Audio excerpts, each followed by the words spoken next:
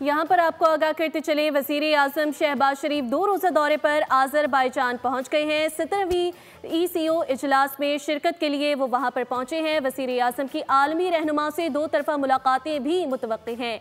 बाहमी दिलचस्पी के उमूर पर बातचीत की जाएगी। इस इजलास में दीगर उमूर पर भी बातचीत की जाएगी। वज़ीर आज़म इजलास से खिताब भी करेंगे। वज़ीर आज़म शहबाज शरीफ 2 रोज़ा दौरे पर आज़रबाईजान पहुँच गए हैं। 17वीं ECO सरबराह इजलास में शिरकत करेंगे। वज़ीर आज़म की आलमी रहनुमाओं से 2 तरफ़ा मुलाकातें भी इस दौरे में मुतवक्की हैं। बाहमी दिलचस्पी के उमूर पर बातचीत की जाएगी। वज़ीर आज़म ECO इजलास से खिताब भी करेंगे। वज़ीर आज़म शहबाज शरीफ 2 रोज़ा दौरे पर आज़रबाईजान पहुँच गए हैं। ये दौरा बहुत ही मुफीद साबित होगा। 17वीं ECO सरबराह इजलास में शिरकत के लिए वज़ीर आज़म शहबाज शरीफ आज़रबाईजान पहुँचे हैं। वज़ीर आज़म की आलमी रहनुमाओं से 2 तरफ़ा मुलाकातें भी इस दौरे के दौरान मुतवक्की हैं। बाहमी दिलचस्पी के उमूर पर बातचीत की जाएगी।